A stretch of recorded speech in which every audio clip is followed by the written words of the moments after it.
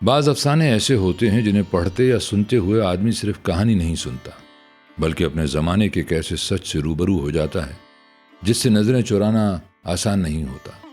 सादत हसन मंटो का अफसाना ठंडा गोश्त भी उन्हीं तहरीरों में से एक है।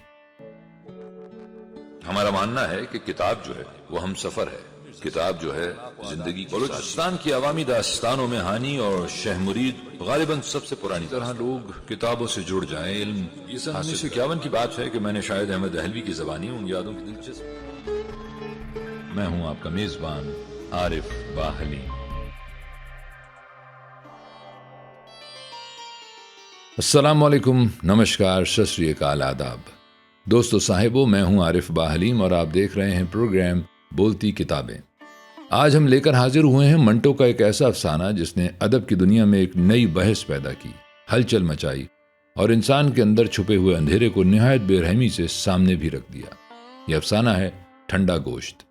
ये सिर्फ एक जुर्म की कहानी नहीं, ये सिर्फ ख्वाहिश, गुस्से या हसद की दास्तान नहीं, बल्कि ये उस लम्हे की कहानी है जब फसाद इंसान से उसकी अकल, रहम, शर्म और इंसानियत सब कुछ छीन लेता है। मंटो का कमाल यह है कि वो हमें सादा अल्फाज में धोखा नहीं देता। वो सच को सच की सूरत में दिखाता है, बेपर्दा, बेरहम और इस शिद्दत के साथ कि सुनने वाला अंदर तक हिल जाए। ठंडा गोश्त भी एक ऐसा ही अफसाना है जो सिर्फ चौंकाता नहीं, बल्कि इंसान के बातिन में उतर कर सवाल उठाता है कि नफरत और दरिंदगी इंसान को आखिर कहां तक ले जा सकती है। तो आइए सुनते हैं सादत हसन मंटो का बेहद तल्ख मगर बेहद अहम अफसाना ठंडा गोश्त।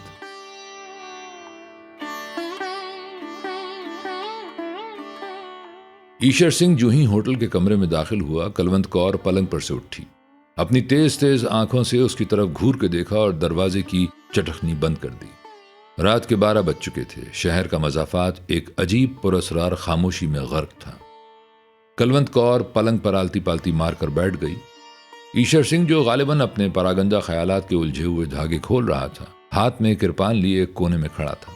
चंद लम्हात इसी तरह खामोशी में गुजर गए। कलवंत कौर को थोड़ी देर के बाद अपना आसन पसंद न आया और वो दोनों टांगें पलंग से नीचे लटका कर हिलाने लगी। ईशर सिंह फिर भी कुछ न बोला। कलवंत कौर भरे भरे हाथ पैरों वाली औरत थी, चौड़े चकले कूले, थल थल करने वाले गोश्त से भरपूर, कुछ बहुत ही ज्यादा ऊपर को उठा हुआ सीना, तेज आंखें, बालाई होंठ पर बालों का सुरमई गुबार। ठोड़ी की साख्त से पता चलता था कि बड़े धड़ल्ले की औरत है। ईशर सिंह गो सर निवड़ाए एक कोने में चुपचाप खड़ा था। सर पर उसकी कस कर बांधी हुई पगड़ी ढीली हो रही थी। उसके हाथ जो किरपान थामे हुए थे थोड़े थोड़े लर्जा थे, मगर उसके कदो कामत और खदो खाल से पता चलता था कि कलवंत कौर जैसी औरत के लिए मौजू तरीन मर्द है। चंद और लम्हात जब इसी तरह खामोशी से गुजर गए तो कलवंत कौर छलक पड़ी, लेकिन तेज तेज आंखों को नचाकर वो सिर्फ इस कदर कह सकी, ईशर सैया। ईशर सिंह ने गर्दन उठाकर कलवंत कौर की तरफ देखा, मगर उसकी निगाहों की गोलियों की ताब न लाकर मुंह दूसरी तरफ मोड़ लिया। कलवंत कौर चिल्लाई, ईशर सैया, लेकिन फौरन ही आवाज भींच ली और पलंग पर से उठकर उसकी जानिब जाते हुए बोली, कहां रहे तुम इतने दिन? ईशर सिंह ने खुश्क होंठों पर जबान फेरी, मुझे मालूम नहीं। कलवंत कौर भिन्ना गई। यह भी कोई मुआ जवाब है?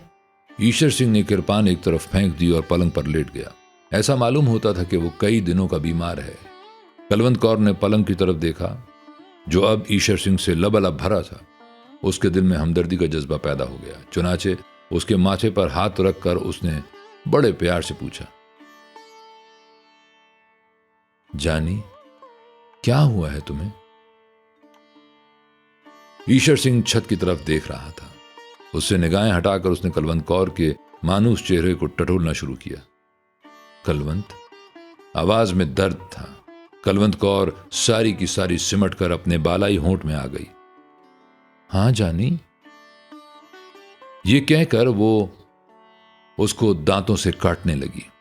ईशर सिंह ने पगड़ी उतार दी। कलवंत कौर की तरफ सहारा लेने वाली निगाहों से देखा उसके गोश्त से भरे कूले पर जोर से धप्पा मारा और सर को झटका देकर अपने आप से कहा, ये कुड़ी या दिमाग ही खराब है। झटका देने से उसके केस खुल गए। कलवंत कौर उंगलियों से उनमें कंघी करने लगी। ऐसे करते हुए उसने बड़े प्यार से पूछा, ईश्वर सैया, कहाँ रहे तुम इतने दिन? बुरे की मां के घर। ईश्वर सिंह ने कलवंत कौर को घूर के देखा और दफतन दोनों हाथों से उसके उभरे हुए सीने को मसलने लगा। कसम वाहिगुरु की बड़ी जानदार औरत है। कलवंत कौर ने एक अदा के साथ ईश्वर सिंह के हाथ एक तरफ झटक दिए और पूछा, तुम्हें मेरी कसम बताओ, कहां रहे? शहर गए थे। ईश्वर सिंह ने एक ही लपेट में अपने बालों का जूड़ा बनाते हुए जवाब दिया, नहीं। कलवंत कौर चिढ़ गई, नहीं, तुम जरूर शहर गए थे और तुमने बहुत सा रुपया लूटा है जो मुझसे छुपा रहे हो। वो अपने बाप का तुखम ना हो जो तुमसे झूठ बोले। कलवंत कौर थोड़ी देर के लिए खामोश हो गई, लेकिन फौरन ही भड़क उठी। लेकिन मेरी समझ में नहीं आता, उस रात तुम्हें क्या हुआ? अच्छे भले मेरे साथ लेटे थे, मुझे तुमने वो तमाम गहने पहना रखे थे जो तुम शहर से लूट कर लाए थे। मेरी भपियां ले रहे थे, पर जाने एकदम तुम्हें क्या हुआ, उठे और कपड़े पहनकर बाहर निकल गए। ईश्वर सिंह का रंग जर्द हो गया। कलवंत कौर ने यह तब्दीली देखते ही कहा, देखा कैसे रंग नीला पड़ गया? ईश्वर सैया, कसम वाहिगुरु की, जरूर कुछ दाल में काला है। वो तेरी जान की कसम कुछ भी नहीं है। ईश्वर सिंह की आवाज बेजान थी। कलवंत कौर का शुबा और ज्यादा मजबूत हो गया। बालाई होंठ भींच कर उसने एक एक लफ्ज पर जोर देते हुए कहा, ईश्वर सैया, क्या बात है? तुम वो नहीं हो जो आज से 8 रोज पहले थे। ईश्वर सिंह एकदम उठ बैठा, जैसे किसी ने उस पर हमला किया था। कलवंत कौर को अपने तनुमंद बाजुओं में समेटकर उसने पूरी कुव्वत के साथ उसे भमोड़ना शुरू कर दिया। जानी मैं वही हूं, घुट घुट पा झप्पियां, तेरी निकले हड्डा दी गर्मी। कलवंत कौर ने मजाहमत न की, लेकिन वो शिकायत करती रही, तुम्हें उस रात क्या हो गया था? ओ बुरे की मां का वो हो गया था। बताओगे नहीं? ओ कोई बात हो तो बताऊं। मुझे अपने हाथों से जलाओ अगर झूठ बोलो। ईश्वर सिंह ने अपने बाजू उसकी गर्दन में डाल दिए और होंठ उसके होंठों में गाड़ दिए। मूंछों के बाल कलवंत कौर के नथनों में घुसे तो उसे छींक आ गई। दोनों हंसने लगे। ईश्वर सिंह ने अपनी सदरी उतार दी और कलवंत कौर को शहवत भरी नजरों से देखकर कहा, आ जाओ, एक बाजी ताश की हो जाए। कलवंत कौर के बालाई होंठ पर पसीने की नन्ही नन्ही बूंदें फूट आईं। एक अदा के साथ उसने अपनी आंखों की पुतलियां घुमाई और कहा, चल दफानो। ईश्वर सिंह ने उसके भरे हुए कूले पर जोर से चुटकी भरी। कलवंत कौर तड़प कर एक तरफ हट गई। ना कर ईश्वर सैया, वो मेरे दर्द होता है। ईश्वर सिंह ने आगे बढ़कर कलवंत कौर का बालाई होंठ अपने दांतों तले दबा लिया और किचकिचाने लगा। कलवंत कौर बिल्कुल पिघल गई। ईश्वर सिंह ने अपना कुर्ता उतार कर फेंक दिया और कहा, लो फिर हो जाए तुरुप चाल। कलवंत कौर का बालाई होंठ कपकपाने लगा। ईश्वर सिंह ने दोनों हाथों से कलवंत कौर की कमीज का घेरा पकड़ा और जिस तरह बकरे की खाल उतारते हैं उसी तरह उसको उतार कर एक तरफ रख दिया।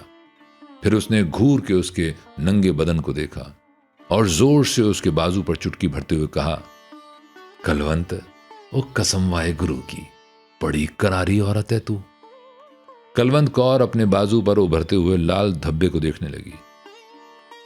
बड़ा जालिम है तू ईश्वर सैया। ईश्वर सिंह अपनी घनी काली मूंछों में मुस्कुराया। होने दे आज जुल्म। और ये कहकर उसने मजीद जुल्म ढाने शुरू किए। कलवंत कौर का बालाई होंठ दांतों तले किचकिचाया, कान की लौं को काटा, उभरे हुए सीने को भमोड़ा, उभरे हुए कूलों पर आवाज पैदा करने वाले चांटे मारे, गालों के मुंह भर भर कर बोसे लिए, चूस चूस कर उसका सारा सीना थूकों से लथेड़ दिया। कलवंत कौर तेज आंच पर चढ़ी हुई हांडी की तरह उबलने लगी। लेकिन ईश्वर सिंह इन तमाम हीलों के बावजूद खुद में हरारत पैदा न कर सका। जितने गुर और जितने दाव उसे याद थे सब के सब उसने पिट जाने वाले पहलवान की तरह इस्तेमाल कर दिए, पर कोई कारगर ना हुआ। कलवंत कौर ने, जिसके बदन के सारे तार तन कर खुद ब खुद बज रहे थे, गैर जरूरी छेड़छाड़ से तंग आकर कहा, ईश्वर सैया, काफी फेंट चुका है, अब पत्ता फेंक। ये सुनते ही ईशर सिंह के हाथ से जैसे ताश की सारी गड्डी नीचे फिसल गई। हाँपता हुआ वो कलवंत कौर के पहलू में लेट गया और उसके माथे पर सर्द पसीने के लेप होने लगे। कलवंत कौर ने उसे गरमाने की बहुत कोशिश की मगर नाकाम रही। अब तक सब कुछ मुंह से कहे बगैर होता रहा था, लेकिन जब कलवंत कौर के मुंतजिर बा अमल आजा को सख्त नाउमीदी हुई तो वह झल्ला कर पलंग से नीचे उतर गई। सामने एक खूंटी पर चादर पड़ी थी, उसको उतार कर उसने जल्दी जल्दी ओढ़कर अपने नथने फुलाकर बिफरे हुए लहजे में कहा, ईशर सैया, वो कौन हरामजादी है वो जिसके पास तू इतने दिन रहकर आया है, वो जिसने तुझे निचोड़ डाला है। ईशर सिंह पलंग पर लेटा हाँपता रहा और उसने कोई जवाब न दिया। कलवंत कौर गुस्से से उबलने लगी। ओ मैं पूछती हूं कौन है चड्डो, वो कौन है वो उल्फती, वो कौन है वो चोर पता। ईशर सिंह ने थके हुए लहजे में जवाब दिया, ओ कोई नहीं है। कलवंत कौर ने अपने भरे हुए कूलों पर हाथ रखकर एक अज़म के साथ कहा, ईशर सैया, ओ मैं आज झूठ सच जानकर रहूंगी। ओ खा वाहेगुरु जी कसम, क्या इसकी चाह में कोई औरत नहीं। ईशर सिंह ने कुछ कहना चाहा मगर कलवंत कौर ने इसकी इजाजत न दी। कसम खाने से पहले सोच ले कि मैं सरदार निहाल सिंह की बेटी हूं। ओ तिक्का बोटी कर दूंगी अगर तूने झूठ बोला। ले अब खा वाहेगुरु जी कसम, क्या इसकी तय में कोई औरत नहीं है। ईशर सिंह ने बड़े दुख के साथ इस बात में सर हिलाया। कलवंत कौर बिल्कुल दुआनी हो गई। लपक कर कोने में से कृपान उठाई, मयान को केले के छिलके की तरह उतार कर एक तरफ फेंका और ईशर सिंह पर वार कर दिया। आन की आन में लहू के फवारे छूट पड़े। कलवंत कौर की इससे भी तसल्ली न हुई तो उसने वैशी बिल्लियों की तरह ईशर सिंह के केस नोचने शुरू कर दिए। साथ ही साथ वो अपनी नामालूम सौत को मोटी मोटी गालियां देती रही। ईशर सिंह ने थोड़ी देर के बाद नकाहत भरी इल्तिजा की, ओ जाने दे अब कलवंत, जाने दे। आवाज में बला का दर्द था। कलवंत कौर पीछे हट गई। खून ईशर सिंह के गले से उड़ उड़कर उसकी मूछों पर गिर रहा था। उसने अपने लर्जा होंठ खोले और कलवंत कौर की तरफ शुक्रिया और गिले की मिली जुली निगाहों से देखा। मेरी जान, और तुमने बहुत जल्दी की, लेकिन जो हुआ ठीक हुआ। कलवंत कौर का हसद फिर भड़का। ओ मगर कौन है वो तुम्हारी मां। लहू ईशर सिंह की जबान तक पहुंच गया। जब उसने उसका जायका चखा तो उसके बदन पर झुरझुरी सी दौड़ गई। और मैं ओ बहनी या 6 आदमियों को कत्ल कर चुका हूं इसी कृपान से। कलवंत कौर के दिमाग में सिर्फ दूसरी औरत थी। ओ मैं पूछती हूं कौन है वह हरामजादी। ईशर सिंह की आंखें धुंधला रही थीं। एक हल्की सी चमक उनमें पैदा हुई और उसने कलवंत कौर से कहा, ओ गाली ना दे उस बड़वी को। कलवंत चिल्लाई, ओ मैं पूछती हूं कौन है वो। ईशर सिंह के गले में आवाज रुंध गई। बताता हूं। यह कहकर उसने अपनी गर्दन पर हाथ फेरा और उस पर अपना जीता जीता खून देखकर मुस्कुराया। इंसान माया भी एक अजीब चीज है। कलवंत कौर उसके जवाब की मुंतजिर थी। ओ ईशर सैया, तू मतलब की बात कर। ईशर सिंह की मुस्कुराहट उसकी लहू भरी मूछों में और ज्यादा फैल गई। मतलब ही की बात कर रहा हूं। ओ गला चिराए माया मेरा, अब धीरे धीरे ही सारी बात बताऊंगा। और जब वो बात बताने लगा तो उसके माथे पर ठंडे पसीने के लेप होने लगे। कलवंत मेरी जान, ओ मैं तुम्हें नहीं बता सकता मेरे साथ क्या हुआ। इंसान कुड़िया भी एक अजीब चीज है। शहर में लूट मची तो सब की तरह मैंने भी उसमें हिस्सा लिया। वो गहने पाते और रुपए पैसे जो भी हाथ लगे वो मैंने तुम्हें दे दिए, लेकिन एक बात तुम्हें न बताई। ईशर सिंह ने घाव में दर्द महसूस किया और कराहने लगा। कलवंत कौर ने उसकी तरफ तवज्जो न दी और बड़ी बेरहमी से पूछा, कौन सी बात। ईशर सिंह ने मूंछों पर जमते हुए लहू को फूंक के जरिए से उड़ाते हुए कहा, जिस मकान पर मैंने धावा बोला था उसमें 7 आदमी थे। वो 6 मैंने कत्ल कर दिए। इसी कृपान से जिससे तूने मुझे। छोड़ इसे। सुन, एक लड़की थी बहुत सुंदर, उसको उठा मैं अपने साथ ले आया। कलवंत कौर खामोश सुनती रही। ईश्वर सिंह ने एक बार फिर फूंक मारकर मूंछों पर से लहू उड़ाया। और कलवंत जानी, मैं तुमसे क्या कहूं, कितनी सुंदर थी। मैं उसे भी मार डालता, पर मैंने कहा नहीं ईश्वर सिंह, कलवंत कौर के तू हर रोज मजे लेता है, और ये मेवा भी चख देख। कलवंत कौर ने सिर्फ इस कदर कहा और मैं उसे कंधे पर डालकर चल दिया। और रास्ते में क्या कह रहा था मैं? हाँ, रास्ते में नहर की पटड़ी के पास और थोहड़ की झाड़ियां तले मैंने उसे लिटा दिया। पहले सोचा कि फेंटूं, लेकिन फिर ख्याल आया कि नहीं। ये कहते कहते ईश्वर सिंह की जबान सूख गई। कलवंत कौर ने थूक निगल कर अपना हलक तर किया और पूछा, फिर क्या हुआ? ईश्वर सिंह के हलक से बमुश्किल ये अल्फाज निकले,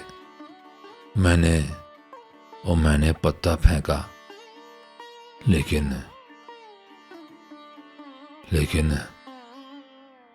उसकी आवाज डूब गई। कलवंत कौर ने उसे झंझोड़ा, ओ फिर क्या हुआ? ईश्वर सिंह ने अपनी बंद होती हुई आंखें खोली और कलवंत कौर के जिस्म की तरफ देखा, जिसकी बोटी बोटी थिरक रही थी। वो मरी हुई थी, लाश थी, वो बिल्कुल ठंडा गोश्त। जानी, मुझे अपना हाथ दे। कलवंत कौर ने अपना हाथ ईश्वर सिंह के हाथ पर रखा, जो बर्फ से भी ज्यादा ठंडा था।